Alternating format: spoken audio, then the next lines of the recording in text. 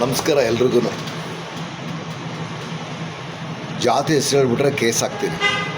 ಜಾತಿ ನಿಂದನೆ ಕೇಸು. ಅವ್ನು ನಮ್ಮನ್ನು ಜಾತಿ ಹೆಸರು ಕರೆದ, ಹೀಗೆ ಕರೆದ, ಹಾಗೆ ಕರೆದ ಅಂತ. ನಾನು ಅವ್ರಲ್ಲಿ ಮನವಿ ಮಾಡ್ಕೊಳ್ತೀನಿ, ಯಾಕೆ ಈ ಥರದ್ದೆಲ್ಲ ನೋಡಿ. ಫಸ್ಟ್ ಕ್ಲಾಸ್ ಪಕ್ಕದಲ್ಲಿ ಅಂಬೇಡ್ಕರ್ ಭವನ ಹೊಂದಿದೆ, ಅದನ್ನ ಯಾಕೆ ಇನ್ನೂ ಉದ್ಘಾಟನೆ ಮಾಡಿಲ್ಲ? ಅದನ್ನು ನೋಡಿದ್ರೆ ಎಷ್ಟು ಬೇಸರ ಆಗುತ್ತೆ ಗೊತ್ತಾ. ಆಮೇಲೆ ಅದು ಹೋಯ್ತು. ಆಮೇಲೆ ಅಲ್ಲೊಂದು ನಾಯಕರ ಭವನ ಹೊಂದಿದೆ, ಎಲ್ಲಿ ಉಪ್ಪಾರಗೇರಿ ಕೆಳಗಡೆ. ಅದನ್ಯಾಕೆ ಉದ್ಘಾಟನೆ ಮಾಡ್ತಾಯಿಲ್ಲ? ಈಗ ಅದೆಲ್ಲ ಆಯಿತು. ಈಗ ನೆಕ್ಸ್ಟ್ ಯಾರ್ದು ಗೌಡ್ರದ್ದು. ಇದು ಅವಶ್ಯಕತೆ ಇತ್ತಾ, ಬೇಕಿತ್ತಾ ಇದು ಅಂತ ನಾನು ಕೇಳೋದು. ನಾನು ಈ ಸರ್ಕಾರಗಳಿಗೆ ಮನವಿ ಮಾಡ್ಕೊಳ್ಳೋದು, ಜಾತಿ ಓಲೈಕೆಯನ್ನು ಬಿಟ್ಬಿಡಿ ದಯಮಾಡಿ. ಎಲ್ಲ ಜಾತಿಗೂ ಒಂದೇ ಸೇರಿಸ್ಬಿಟ್ಟು ಒಂದು ಒಳ್ಳೆ ಸುಂದರವಾದ ಭವನವನ್ನು ಮಾಡಿ, ಏನೇ ಕಾರ್ಯಕ್ರಮಗಳು ನಡೆಸ್ಕೊಂಡ್ರು ಅಲ್ಲಿ ನಡೆಸ್ಕೊಳ್ಳಿ. ಅವ್ರು ಹಿಂದೂ ಆಗಲಿ, ಮುಸ್ಲಿಮ್ಸ್ ಆಗಲಿ, ಕ್ರಿಶ್ಚಿಯನ್ ಆಗಲಿ, ಎಸ್ ಸಿ ಆಗಲಿ, ಎಸ್ ಟಿ ಆಗಲಿ, ಬ್ರಾಹ್ಮಣರಾಗಲಿ, ಇಷ್ಟ ಬಂದರೂ ಅದು ಒಂದೇ ಒಂದು ಮಂಟಪದಲ್ಲಿ ಕಾರ್ಯಕ್ರಮ ನಡೆಸ್ಕೋಬೇಕು.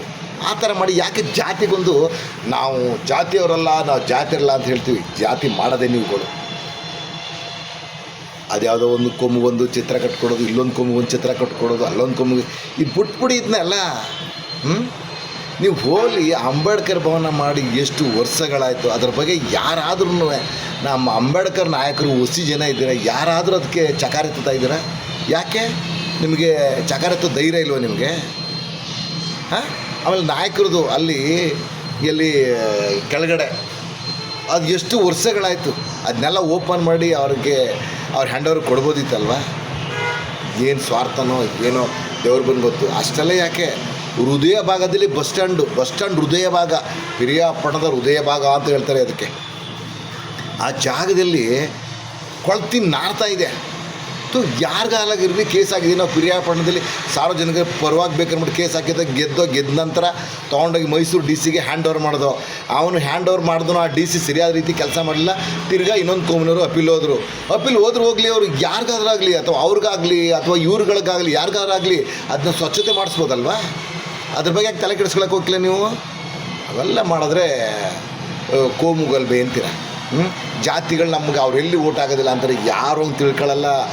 ನಾವು ಜಾತಿಯವರು ಯಾರು ಎಲ್ಲರೂ ಸರಿಗೆ ಇದ್ದೀವಿ. ಹಿಂದೂ ಆಗಲಿ, ಮುಸ್ಲಿಮ್ಸ್ ಆಗಲಿ, ಎಲ್ಲರೂ ನಾವು ಅನೂನ್ಯವಾಗಿದ್ದೀವಿ. ಮಾಡ್ತಾ ಇರೋರಿ ನೀವುಗಳು ಜಾತಿ ರಾಜಕಾರಣಗಳನ್ನ ಮಾಡ್ತಾ ಇರೋರಿ ನೀವು. ನಮ್ಮನ್ನೆಲ್ಲೂ ಒಂದಾಗಿ ಬಿಟ್ಬಿಟ್ರೆ ನಮ್ಗೆ ಓಟ್ ಬಿಡಾಕಿಲ್ಲ ಅಂತ ನಿಮಗೆ ಭಯ ಅಲ್ವಾ? ಇದನ್ನು ಫಸ್ಟ್ ಬಿಡಿ. ಫಸ್ಟು ಊರನ್ನ ಉದ್ಧಾರ ಮಾಡಬೇಕು ಅಂದರೆ ಫಸ್ಟು ಸೆಂಟ್ರಲ್ಲಿ ಏನು ಮಾಡಬೇಕು, ಸೆಂಟ್ರ್ ಹೃದಯ ಭಾಗದಲ್ಲಿ ಅಂತ ಕೆಟ್ಟದಾಗಿ ಅಷ್ಟೊಂದು ಗಲೀಜಾಗಿ ನಾರ್ತಾ ಕೂತಿದೆ. KSRTC ಬಸ್ ಸ್ಟ್ಯಾಂಡಲ್ಲಿ ಎಷ್ಟೊಂದು ಬಾರಿ ಕಂಪ್ಲೇಂಟ್ ಮಾಡಿದೆ, ಬಟ್ ನಮ್ಗೆ ರೈಟ್ಸ್ ಇಲ್ಲ. ಏನು ಮಾಡ್ತೀರಾ? ಎಷ್ಟೊಂದು ಬಾರಿ ಅಲ್ಲಿ ಸಾರ್ವಜನಿಕರು ನಿಂತ್ಕೊಂಡಿದ್ದಾರೆ, ರೋಡ್ನಲ್ಲಿ ನಿಂತ್ಕೊಂಡಿದ್ರೆ ಎಷ್ಟು ಮಟ್ಟಿಗೆ ಪಕ್ಷಿಗಳು ಗಲೀಜು ಮಾಡ್ತವೆ ಅಂತ ಹೇಳಿದ್ರೆ ನಾಚಿಕೆ ಆಗಬೇಕು ನಮ್ಮ ಅಧಿಕಾರಿಗಳಿಗೆ. ಸರಿ, ನಾನು ಮರಗಳನ್ನ ಕಡೀರಿ ಅಂತ ಹೇಳ, ಅದ್ರ ಕೊಂಬೆಗಳೆಲ್ಲ ಸವಣಿಸಿದ್ರೆ ಅಲ್ಲಿ ಪಕ್ಷಿಗಳು ಕೂರಲ್ಲ. ಈಗ ನಾವು ಮನೆ ಬಾಡಿಗೆ ಮನೇಲಿ ಇರ್ತೀವಿ, ಮನೆನ ಖಾಲಿ ಮಾಡ್ತಾರೆ, ಬೇರೆ ಮನೆ ನೋಡ್ಕೊಳ್ಳಲ್ವಾ? ಹಾಗೇ ಫಸ್ಟ್ ಯಾವ್ದು ಬದಲಾಗ್ತಿರೋ ಏನೋ ದೇವ್ರು ಬಂದು ಫಸ್ಟ್ ಅಧಿಕಾರಿಗಳೇ, ರಾಜಕಾರಣಿಗಳೇ ಜಾತಿಗಳನ್ನ ಬಿಡ್ರಿ. ಫಸ್ಟು ದೇಶ ಉದ್ಧಾರ ಮಾಡಿ, ಪಿರಿಯಾಪಟ್ಟಣ ಉದ್ಧಾರ ಮಾಡೋದನ್ನ ಕಲೀರಿ ಅಂತ ನಿಮ್ಮಲ್ಲಿ ಮನವಿ ಮಾಡ್ಕೊಳ್ತೀನಿ ನಾನು.